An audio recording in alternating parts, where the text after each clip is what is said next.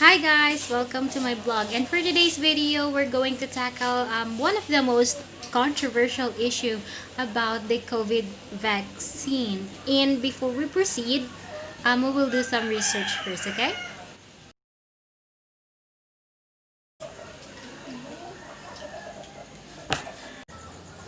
So, ano nga ba ang COVID-19? So, coronavirus disease, or also known as COVID-19, is an infectious disease caused by a newly discovered coronavirus. Most people infected with the COVID-19 virus will experience mild to moderate respiratory illness and recover without requiring special treatment.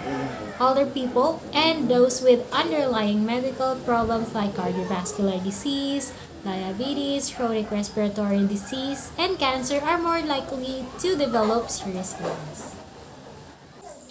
So, COVID-19 affects different people in different ways. Most infected people will develop into mild to moderate illness and recover without hospitalization. So, most common symptoms are fever, dry cough, tiredness. Less common symptoms are aches and pains, sore throat, diarrhea, conjunctivitis, headache, loss of taste or smell, a rash on the skin, or discoloration of fingers or toes.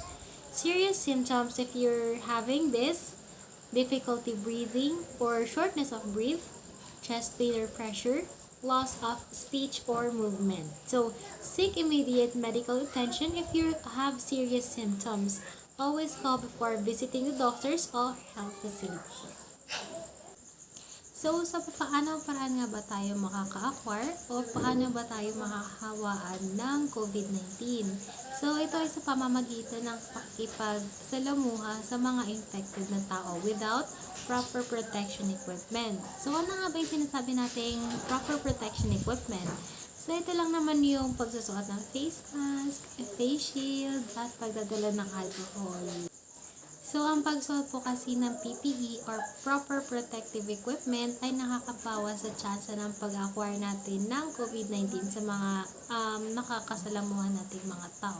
Kasi hindi natin alam kung sila ay meron na nga bang sakit o wala pa. So, better always to wear proper protective equipment than being sorry for the loss. So guys, ito nga pala yung chart na nagpapakita ng data about sa COVID-19 patients o yung mga nagkaroon ng sakit ng COVID-19.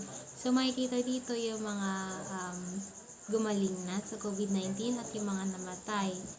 And this is for, or as of today, January 18, 2021. Alright, now, so let's go to our main topic, which is about the vaccine or the COVID-19 vaccine.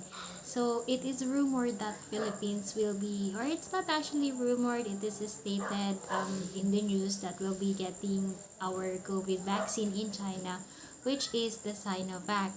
However, upon doing some research, I have seen here in my end that the authorized and recommended vaccines from CDCs are only Pfizer and Moderna's COVID-19 vaccine.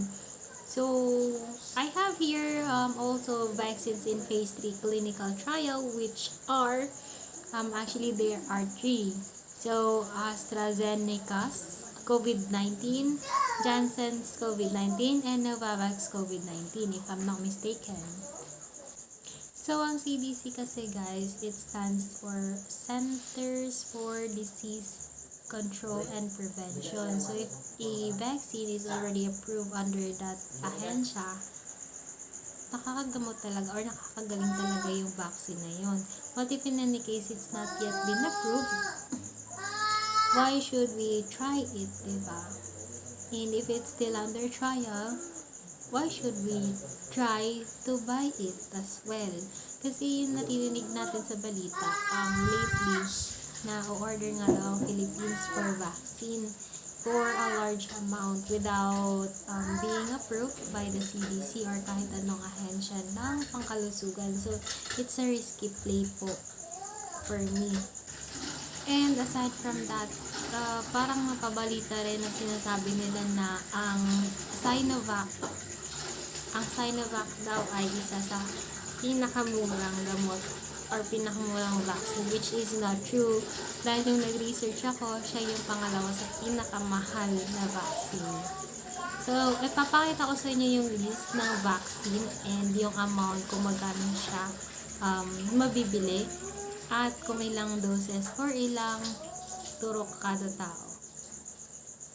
Ito siya.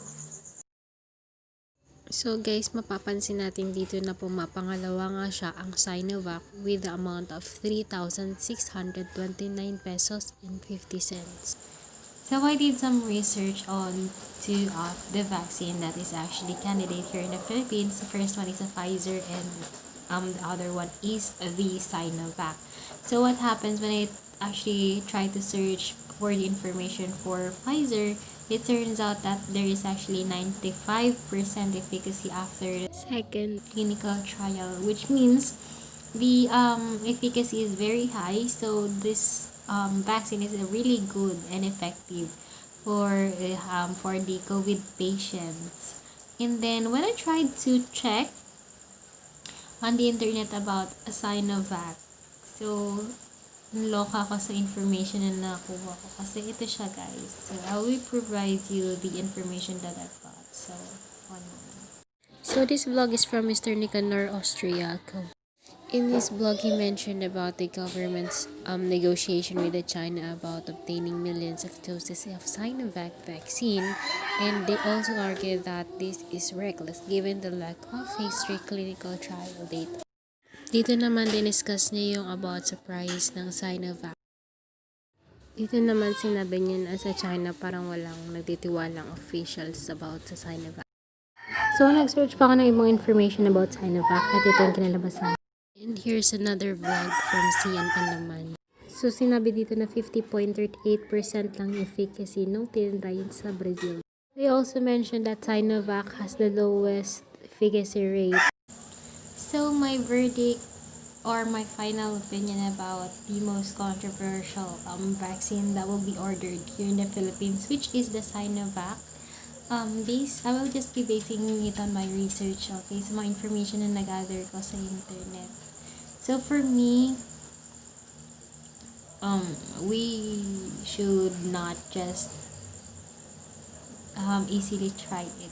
I cannot guarantee kasi yung pag-order natin ng vaccine na yun, it's not actually that proven effective above 90%, even 80%, it's not. It's actually around 50% based on CNN News.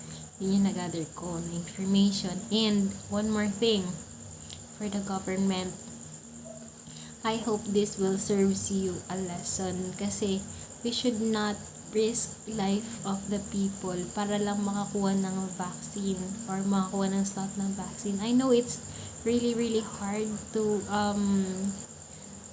para reserve ng vaccine or to create a vaccine. I know it's really hard, or if it's something related to political, please huwag natin idamay yung mga tao kasi maraming mga tao ang maapektuhan at saka iwasan natin to be blamed, iwasan lang natin mapagbintangan naman ng kung ano-ano kasi hindi na maganda ang tingin ng mga mamamayan sa government.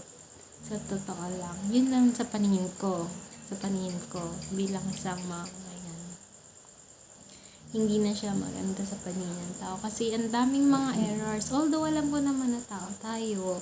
Pero sana bago tayo mag-provide ng information or bago tayo maglabas ng kahit anong ideas or suggestion or kahit speech sa ibang tao or sa lalo na sa mga tao sa Pilipinas para sa bayan. Bago tayo mag-provide ng information, let's make some thorough research first. Una, huwal pa kayo sa pag-provide ng presyo vaccine ng Sinovac. Sabi nyo, isa sa pinakamura. When I try to search, it turns out na siya yung pangalawa sa pinakamahal na vaccine. Ngayon, umorder kayo without third phase trial. So, it's really risky paano kayo pagkakatiwalaan ng mga tao, di ba? Paano kayo pagkakatiwalaan ng sambayanan nyo? Kaya madaming nag-aaklas, kaya madaming nagre-reklamo. So, just be professional when you're providing some information sa public.